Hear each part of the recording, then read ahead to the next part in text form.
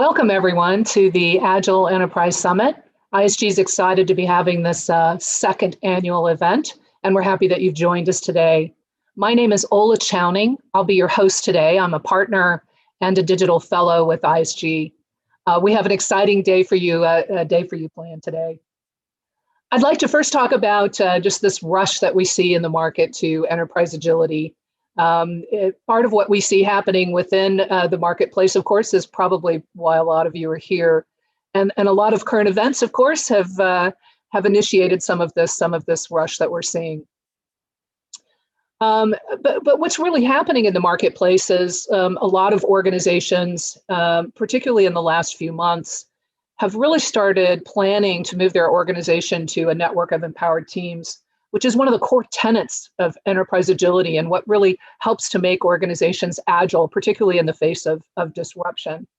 Interestingly, just in the last couple of months, we've seen a 33% increase year over year in organizations that are undertaking an agile enterprise transformation.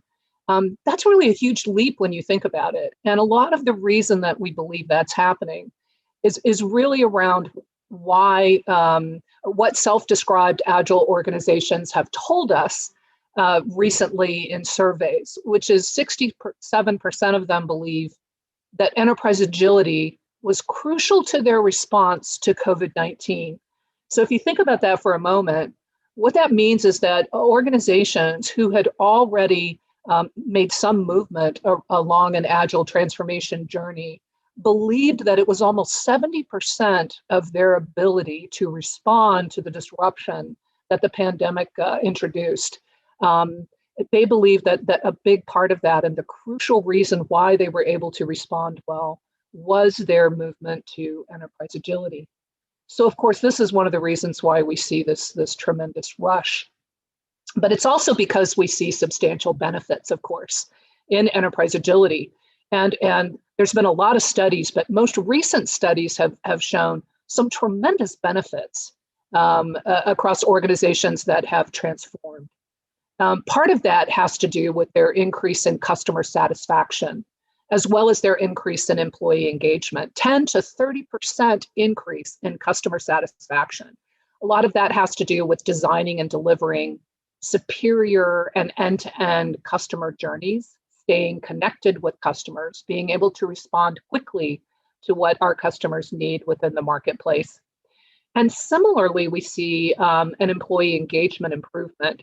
A lot of that has to do with just their feeling of empowerment, the clarity about how their work actually allows them to see the benefit that's derived from their customer base, their ability to focus on customers and having very clear missions, very clear objectives. This employee engagement is a huge benefit for organizations that are practicing Agile. We also see up to a 50% increase in delivery performance. 50% is a huge amount, but if you think about some of the delivery improvements that we see, it becomes clear why that such an improvement would happen.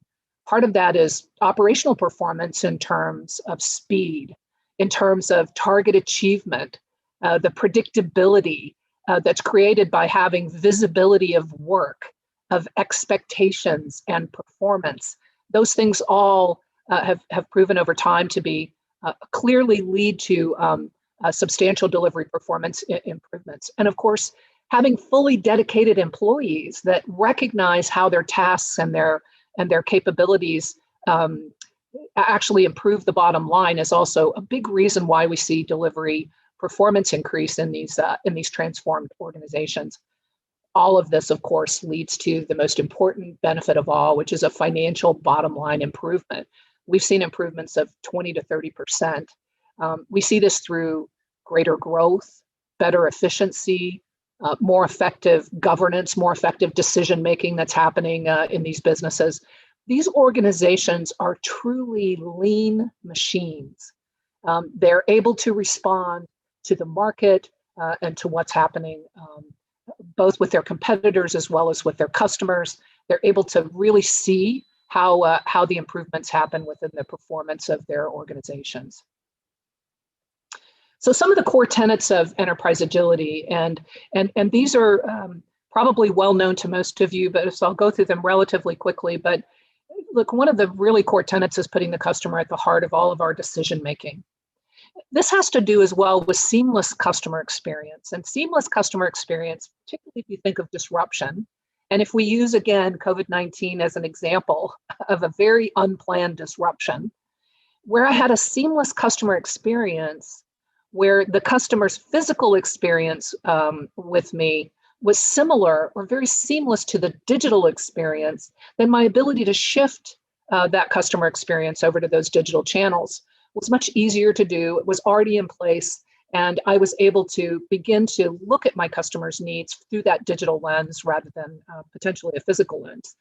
Having those smaller cross-functional teams that are empowered, they're self-directed, they're learning constantly, they're exercising those muscles of learning. When I have those teams established and they're in place, my ability to quickly shift and learn new technologies and new ways of working, they have the muscle. They're able to do that far more quickly and be able to exercise that capability. So when we saw this disruption and this this giant move to work from home type of working atmospheres, it was much easier for agile organizations and those smaller cross-functional teams to be able to embrace that sort of change.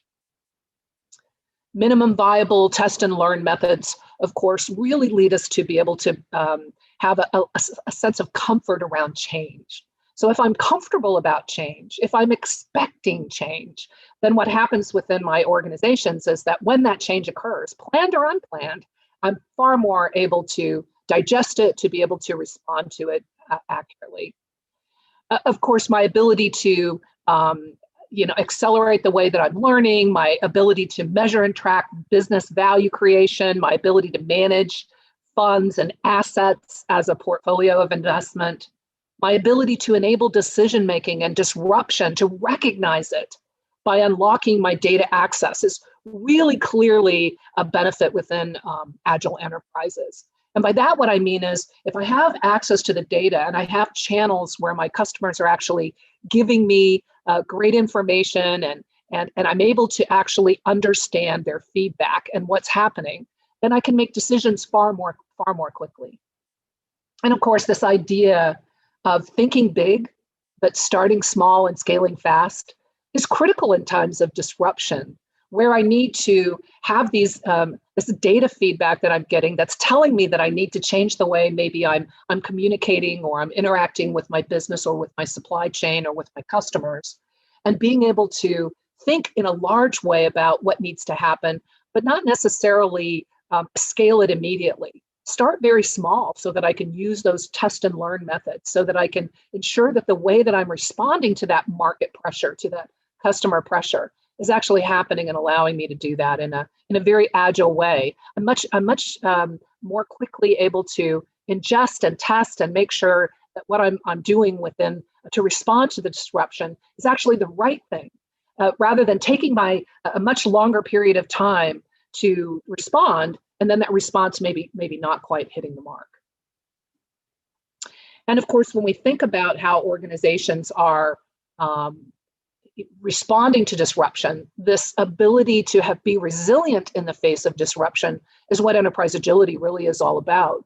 And again, if we go back to the pandemic and you think about all of these common resiliency tactics that agile enterprises deploy, what you'll see is that they needed them. And a lot of them actually were able to use them.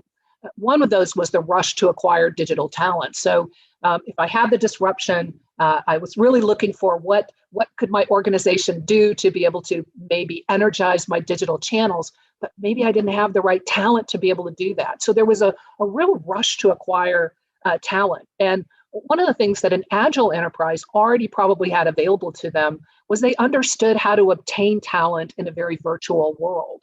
They understood that they needed to do that in a very resilient way. They needed to be able to obtain talent quickly. And that meant that they needed to establish providers who could provide them with that talent when they needed it. They knew how to shift work between different resources. to be able to use the talent that maybe they already had available to them. They were looking for a lot of digital expertise to fuel what was actually a very quick, unexpected, unplanned digital transformation in many organizations. So of course, Agile enterprises, if they were already Agile, had that capability. And anyone who wasn't was really rushing to try to put these things in place very quickly. Of course, part of that was virtual employee engagement. My ability to switch from in-person to, to more face-to-face but virtual sort of working environments was obviously really important. And that change readiness, that change muscle, it really was important for our employees as well. In an Agile organization, they're quite used to. They have that muscle. They're used to expecting those sorts of changes. So it's probably a little easier for them to ingest and actually, take advantage of. They were also very talent was recognized. We have to know that within an Agile organization. What kind of talent do we have? So we really also saw that just this ability to recognize talent, to understand how to test and learn so that talent is using it in the appropriate ways. All of those usual Agile tenets were used to be able to afford this resiliency that I needed in the face of disruption. The ability for my business systems to be scalable for that whole ecosystem, and that includes systems and technologies and throughputs. And how many of us had a sudden need for a giant amount of VPN throughput that we probably didn't anticipate prior to the pandemic? And this included scaling not just in how we work, but also when we work. So working shifts, supply shifts, our supply, whether upstream or downstream, suddenly probably changed for many organizations. So their ability to be ready to change, to have things like contract resiliency, to have the ability for things to be far more consumption-based, so that as my need for supply scaled down, I wasn't impacted adversely by that. And indeed, my ability to scale up was just as important, depending upon what kind of business I was in and what kind of area of my business. And then, of course, that seamless customer centricity, my ability to engage not just physically, but digitally. And so where we had Agile enterprises who were prepared for this, all fine and good. But if you were not prepared for this, there's a rush now that we see with most organizations attempting to very quickly put these tenets in place so that the next disruption, they're far more prepared for it. So what are some of the key success factors? Look, organizations that are establishing Agile enterprise and these tenets they're not just doing this in a way that allows us for a worldwide or huge economic disruption, but it's any disruption, even small disruptions.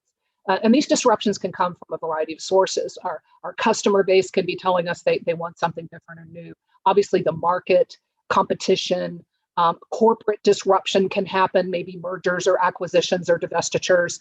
We really have to be able to prepare ourselves to having a response to unplanned circumstances.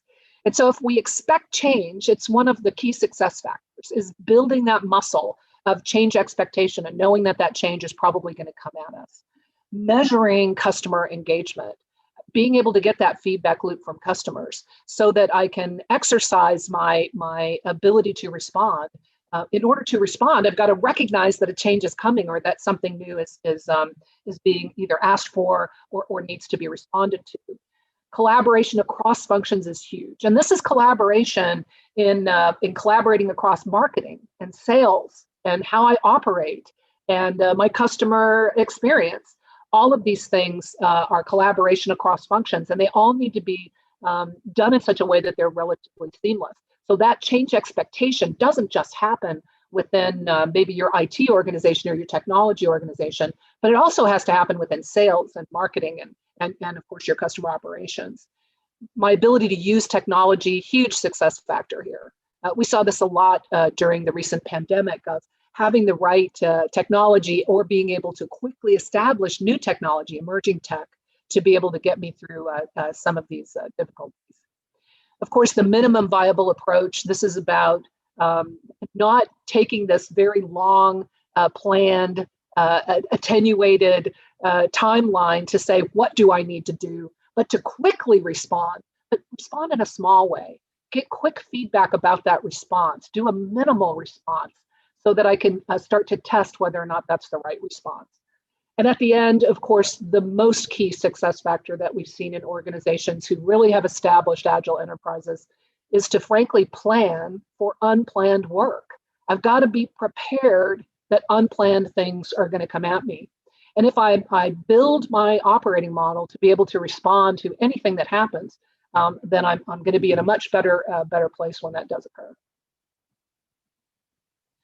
So part of what we've got to do, of course, is measure our performance. Look, agile enterprises are far better at the disruptive circumstance. And part of the reason why they're better at that is that they can actually we're in a place to measure their performance. What we saw happen during the most recent pandemic was a really prime example of the ability for organizations to measure whether or not they were agile.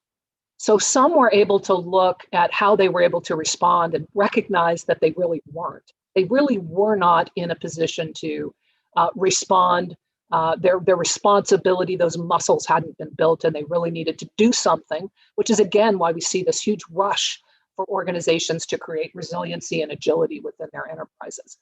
But some others, so while we saw some fail, we saw some others who really discovered what some of them are terming a burn the ships moment.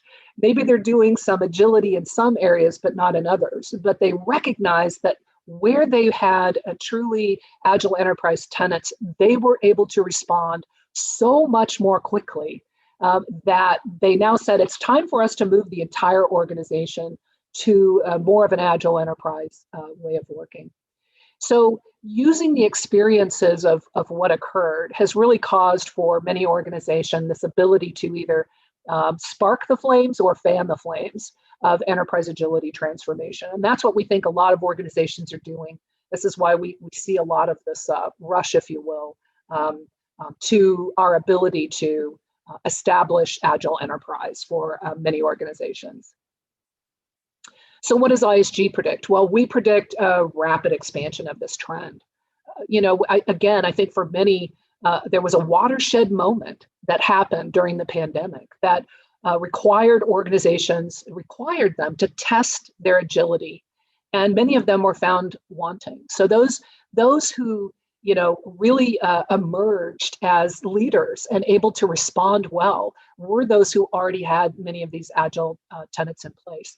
Those who stumbled need to not just stand back up again, but they really need to be prepared for the next disruption. Again, whether it's a large disruption or whether it's a small one, they need to be prepared for that. And those who were prepared had a proof point now. We now have great proof points that prove to us that our ability to respond to disruption is well placed in these tenets of enterprise agility. So we see a rapid expansion of the trend and expect to see it proceed. And that rush to agility is probably not going to end anytime soon. So look, some of you probably know us well. For others, you may be here for the first time or to your first ISG conference. We are a leading global technology research and advisory firm. Our firm specializes in digital transformation, including providing deep subject matter experts on these and other topics, market data, and financial frameworks. This is only one of about 25 events that we do globally and virtually. And of course, I want to thank our sponsors today, our platinum sponsor, HCL, and our gold sponsor, VMware. We couldn't do this without you. So we're really happy to have you here today and really appreciate your support. We have an exciting agenda for you today. You can view that on the left side of your screen. We're going to be featuring 3 distinct themes today. One is culture, striking a balance between control and autonomy. The other is scaling business agility beyond IT. This is a very important subject for many of you in the business realm. And then agility for resiliency. It's all about going virtual. How do I do that through agile transformation? Please note the session times in the agenda. Of course, Brella is the platform that we're using for this virtual conference. It has many features that you should take advantage of. You can chat with attendees, you can take polls, you can download white papers, really, and connect to your fellow attendees. For additional information about accessing Brella's features, you can check out the More section on the left-hand side of the screen. So we have a fun feature in store for our audience today. We're going to be asking you to respond to trivia and polls throughout the day. And we're going to keep track of who's answering those questions. And at the end of the day, those who participate in the most polls will be entered into a gift card raffle. We'll be sharing the leaderboard with you a few times so you can see where you stand. So be sure to answer as many questions as you can to test your knowledge. And after the conference, you'll be receiving a link to a feedback survey. Of course, we would really appreciate it if you could complete this survey. Let us know your thoughts on our virtual program today. And finally, thank you for joining us. And be sure to use hashtag ISG events in your social media posts throughout the day. Also, to get the network started, we would love to know where everyone is located. So if you would, let us know your location in that chat feed on the right side of your screen.